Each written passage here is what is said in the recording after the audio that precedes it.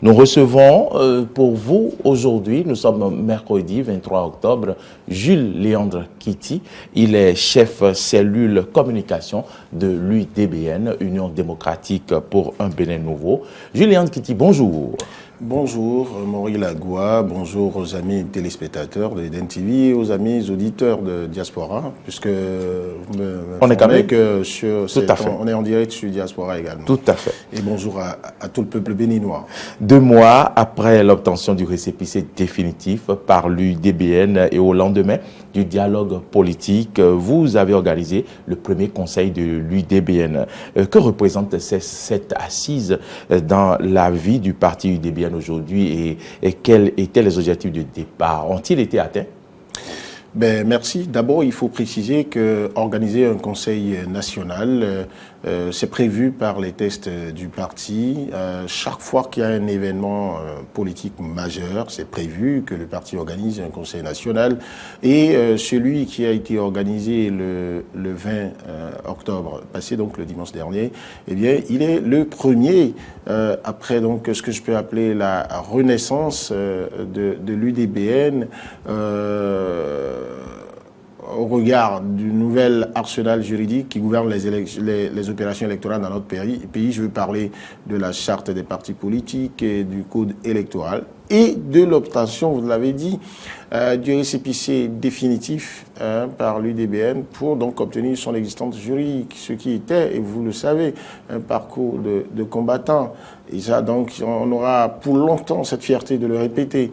Alors, le fait majeur politique qui a conduit, qui a suscité, qui a nécessité l'organisation de ce premier Conseil national, eh bien, c'est le dialogue. C'est le Conseil national d'abord?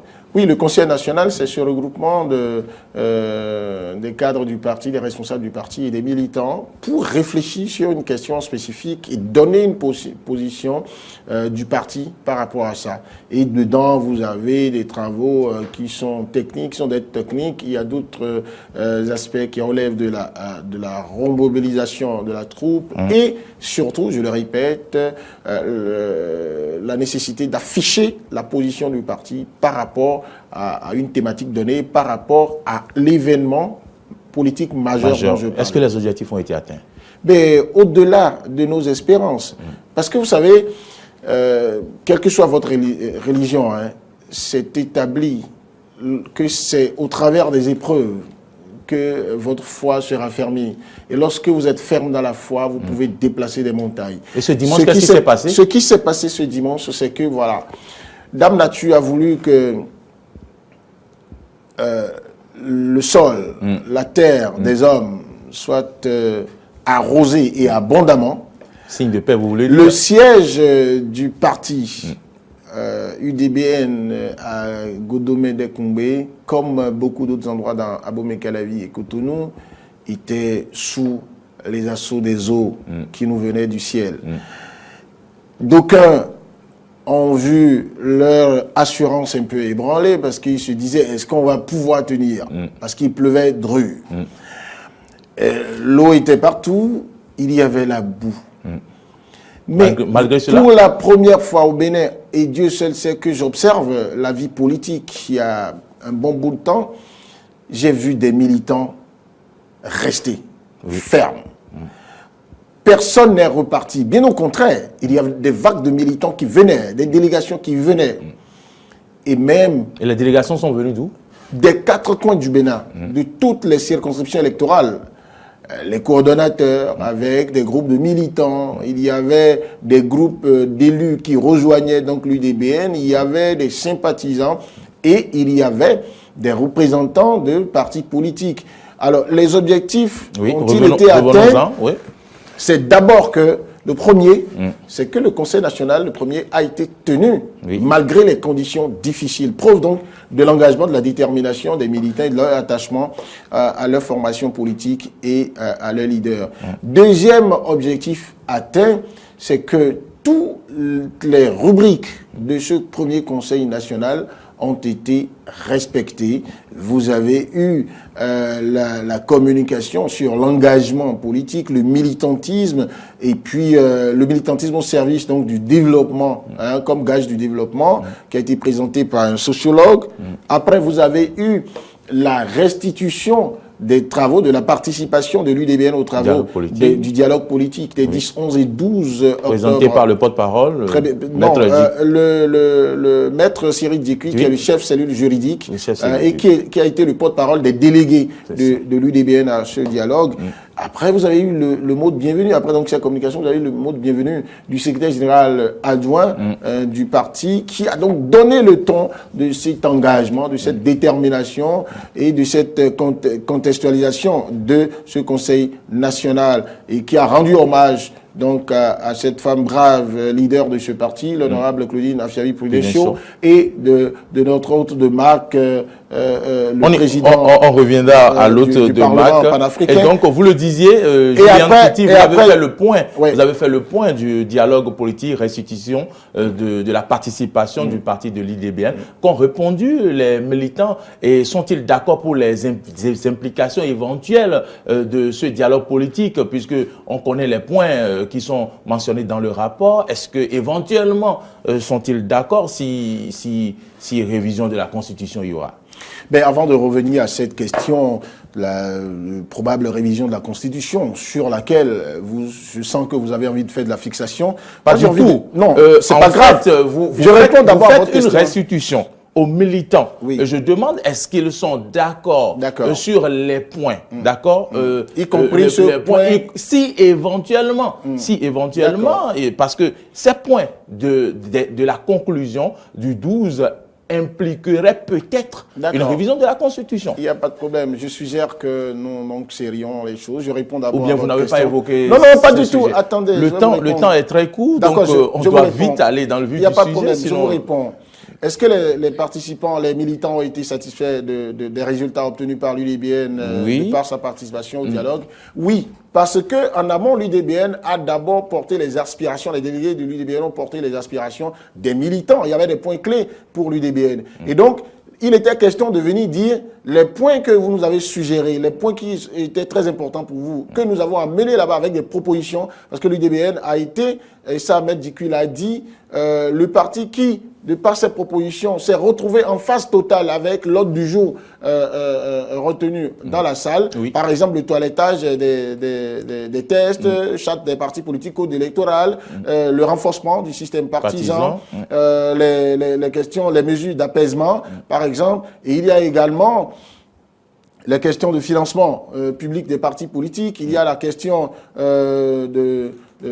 pour ceux qui ont fait beaucoup jaser, mais qui ont été importants pour l'UDBN, la question du fameux certificat de conformité. Oui. Le processus d'enregistrement des partis, où l'UDBN a demandé à ce qu'il y ait un organe indépendant qui puisse s'en occuper, et que le ministère de l'Intérieur soit dans son rôle purement administratif. Alors, la question de quitus fiscal, qui n'était pas décentralisé, dont la délivrance n'était pas décentralisée, qui a posé problème. On a fait des propositions concrètes pour donc décentraliser.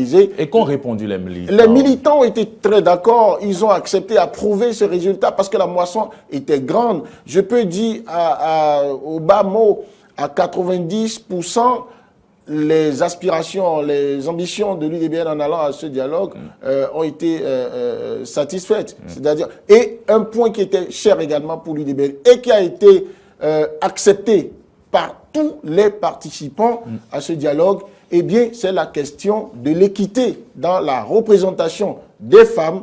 D'accord, l'équité dans la représentation du peuple, ça passe d'abord par la représentation des femmes dans les instances de décision. Des fonctions. A proposé 40%. Oui, 40% dans les fonctions électives et aussi des nominations. Et l'équité, c'est également le redécoupage territorial qui devrait permettre que dans les circonscriptions électorales, qu'on tienne compte de l'évolution démographique pour attribuer des sièges. Vous avez des communes ou des circonscriptions qui ont les mêmes densités démographiques. Mais vous avez 4 sièges quelque part. Quand vous prenez la 6e, par exemple, vous avez 9 ailleurs. Il faut l'équilibrer. Tout ça, les militants ont été très satisfaits de ce compte-rendu qui a été fait et qui ont estimé que ils ont vraiment une femme leader qui sait défendre leurs intérêts. Et si nous n'avions pas... L'intérêt des femmes et des jeunes, il faut le préciser. Des femmes, non, pas seulement des femmes, c'est des jeunes et de tous les autres aussi, même si les jeunes et les femmes constituent la priorité de l'UDBN. Donc, à ce niveau également, les objectifs ont été atteints et les militants étaient satisfaits et l'ont manifesté par leur joie, sous la pluie. Ils ont applaudi, ils ont dansé, on a vu les images, Gillian Kitty, mais tantôt on parlait de la présence remarquée du président du Parlement panafricain au premier conseil national de l'UDBN. Est-ce pour soutenir bien sûr la conseillère ou du moins c'est la seule femme présidente de parti au Bénin? Alors, l'honorable, je vais dire même le très honorable Roger Nkodo Dang, qui est le président du Parlement panafricain, qui, je vous le rappelle, fait donc 55 pays qui sont représentés à ce Parlement, a honoré ce premier conseil national de l'UDBN de sa présence. C'est d'abord, il a martelé. Il a dit, oui, certains pourraient se poser la question de savoir pourquoi il est là. Mais il a dit il est là parce que la présidente de l'UDBN fait une exception qu'il faut célébrer. Parce qu'au niveau de l'Union africaine, en fait, la promotion du leadership féminin est un point de priorité. Et le Bénin a aujourd'hui un parti qui est dirigé par une femme brave, dont les qualités ont été célébrées justement par le président du Parlement panafricain, qui a dit que c'est une diplomate pointue, l'honorable Claudine Prudencio, parce qu'il l'a vu à l'acte et il a vu que son leadership a permis donc de pacifier le pays, alors que ça allait être plus grave. Les signes qu'on avait pouvaient donner à croire qu'il y aurait des problèmes. Et l'UDBN, elle s'est battue pour éviter la paix. Donc, elle a obtenu la paix. On comprend que le président n'était pas là pour la conseillère, mais pour la femme voilà. leader. Et maintenant, c'est une manière pour lui également de justifier pourquoi il a fait appel à cette femme-là comme conseillère spéciale pour s'occuper au niveau du Parlement panafricain et au niveau des 55 pays des questions de développement et de paix, justement. Donc, c'est ce background, cette expérience. Il a d'ailleurs évoqué dans son discours. Voilà. Donc, il est venu célébrer ce leadership féminin qui honore le Bénin et il a demandé à ce que le Bénin fasse l'effort de respecter davantage ses engagements par rapport à la représentation des femmes, du quota des femmes, dans les instances du Parlement panafricain et des instances de l'Union africaine. Gillian Kitty, 1 minute, c'est terminé. Dites-nous une question avant de clôturer. Aujourd'hui, l'UDBN, ce n'est plus seulement la sixième circonscription électorale, mais dites-nous, qu'est-ce qui se fait en matière de représentativité pour pouvoir quand même occuper du terrain sur toute l'étendue du territoire national. En 30 secondes. Oui, c'est vous dire très clairement qu'après avoir respecté donc les exigences des lois électorales, en ayant donc ses représentants, le nombre voulu par commune dans les 77 communes du Bénin, eh bien l'UDBN a travaillé à travers ses coordinations, a continué à étendre ses tentacules partout, dans tout le pays. Et c'est un travail de fourmi qui se fait depuis. Donc, depuis combien de temps? Mais attendez, avant même l'obtention du récépissé définitif, ça se faisait déjà. Vous savez que l'UDBN préparait activement les législatives. Tout à fait. Donc, la présidente de l'UDBN l'a martelé au cours de ce Conseil national. Elle a dit avec engagement et courage, il nous faut nous battre. Et les militants ont accepté favorablement cette ambition, nous battre pour arracher des sièges. Et elle a dit, je précise, je cite, dans les 77 communes du Bénin et contrôler certaines mairies. Ça veut dire que l'ambition est très claire, mais pour des gens aussi expérimentés et pour un parti aussi sérieux, avec des cadres aussi valeureux, on ne se met pas à déclarer ce que Mme Prudencio a dit, alors qu'on ne fout rien. Alors que maintenant, nous, on adopte une position. Et moi, je peux vous dire, en tant que chef cellule communication, je dis, c'est clair. On n'est pas là pour continuer à répondre à ceux qui pensent qu'ils veulent confiner l'UDBN dans la 6e circonscription électorale.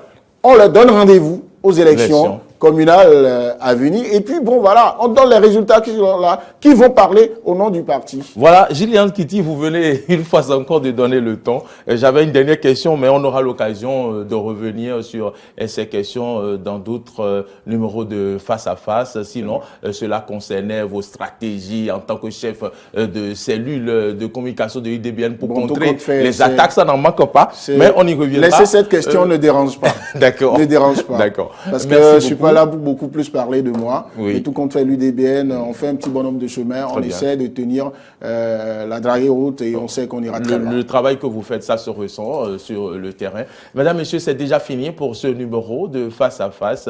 Nous avons reçu pour vous Jules Léandre Kiti. Il est chef cellule communication de l'Union démocratique pour un Bénin nouveau. Il est venu nous faire le point, un peu le point du premier conseil national du parti après la charte, après tout ce qui concerne les tests, chartes et autres. Merci de nous avoir suivis. On se donne rendez-vous demain pour un nouveau numéro de Face à Face.